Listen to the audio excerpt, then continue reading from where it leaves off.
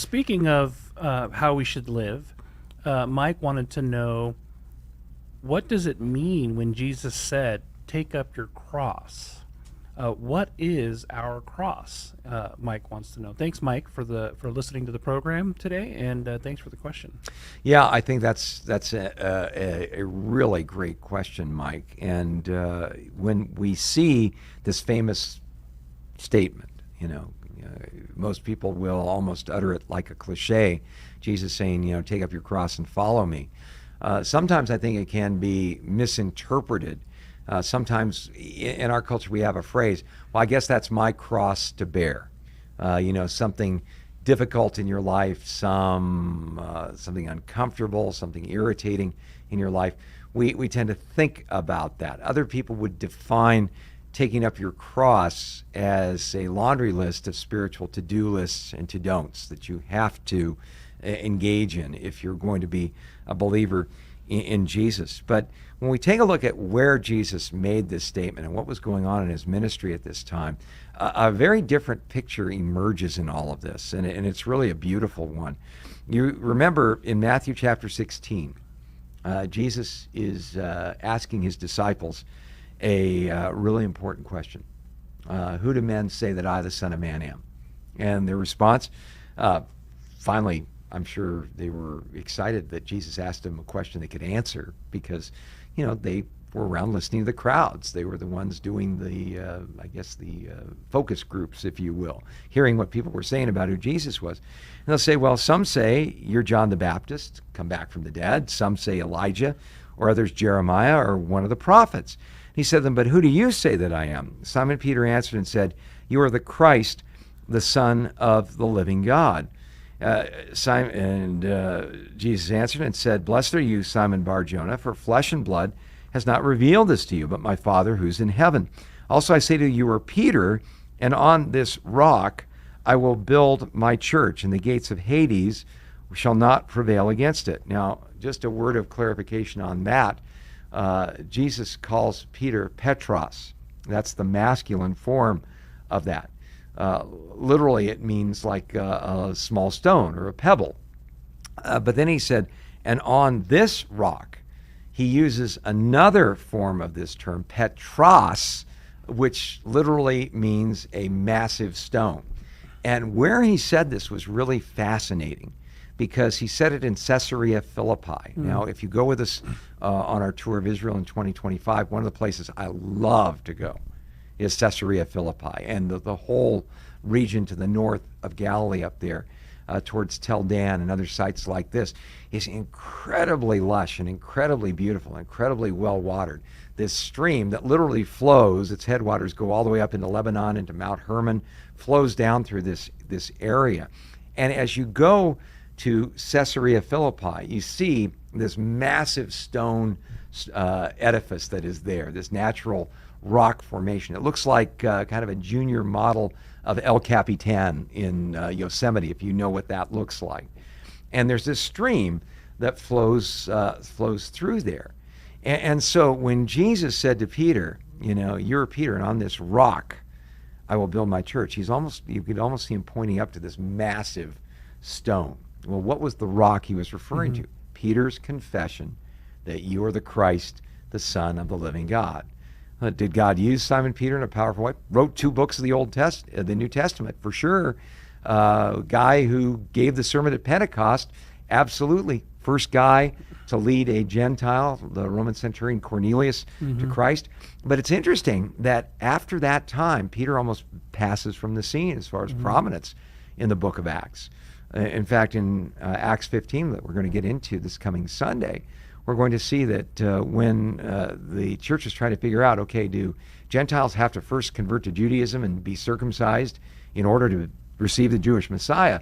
It wasn't Peter's testimony that carried the day. It wasn't even Paul and Barnabas' testimony. It was James, the half-brother of Jesus, who said, this is what the scripture says, this is what we need to do. And everybody listened to James. So, the idea that Peter had prominence about this, the misinterpretation of all this. So he says, upon this rock I'll build my church, and the gates of Hades, literally the gates of hell, will not prevail against it. You know what I love about that? When you go to Caesarea Philippi, you see that Herod had built a temple to the god Pan there at Caesarea Philippi. And the temple of the god Pan, this altar there, and you see Pan. Pan looks like the spitting image of the devil, by the way. We get our term panic from that. Pan was considered the god of fear. And this river that would run down there ran into a cave that was right there beyond the temple of Pan, and people called that, believe it or not, the gates of Hades, the gates of hell. And so Jesus is pointing these things out. And, again, it was a deep, dark cavern, and the river ran into it. And when you would offer a sacrifice to Pan, if the sacrifice floated, it meant that Pan hadn't received your sacrifice and something horrible was going to happen to you. If the sacrifice sunk, it meant that Pan received your sacrifice. So very satanically oriented there. And so what Jesus is saying is, this is the essence of fear-based Satanism that you're seeing right here. Gates of hell are not going to prevail against it. I digress a little bit, but it's very, very important for us to understand that.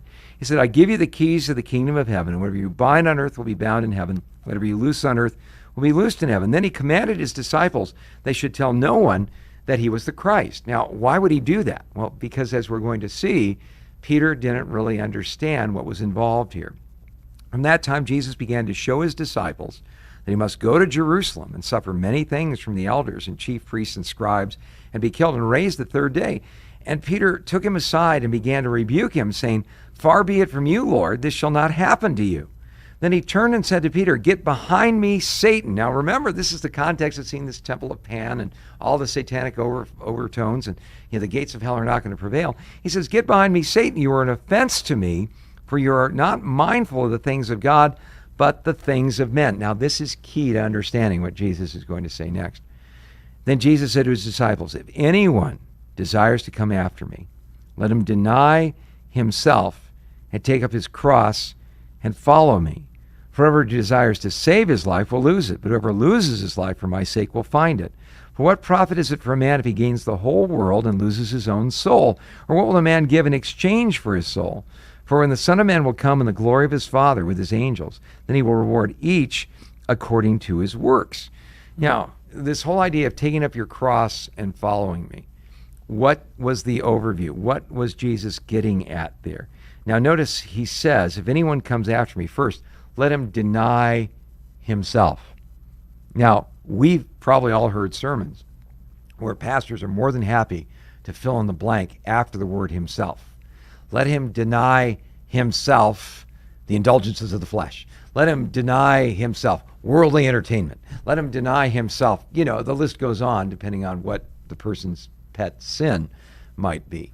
So, when Jesus says, let him deny himself, he's not saying deny yourself goodies or activities or stimulating your nerve endings. What he's saying is the same thing he was saying to Peter. Don't try to tell me my business. Don't think that I need your advice. God has a plan for my life. He has a purpose. The purpose of my life is to go to the cross and die for the sins of the world. A commitment to God that I'm willing to make wholeheartedly. Jesus set his face, we are told, to go to Jerusalem. He prayed in the Garden of Gethsemane for the strength to be able to fulfill that day of destiny he had with the cross. It was God's plan, but remember what he prayed in Gethsemane, not my will, but yours be done. So when Jesus talks about let him deny himself, take up his cross and follow me, the idea of taking up his cross was what Jesus had just explained to his disciples. He was going to Jerusalem, as we said, that he will suffer many things from the elders, the chief priests and scribes, be killed, read crucified, and rise the third day. So when Jesus talks about take up your cross, what Jesus was saying is, if you want to follow me, you've got to live a life like I live. In other words, you deny your takes on life, your priorities of life, you as the center of your life. You're living for Jesus now. You're going to take up your cross.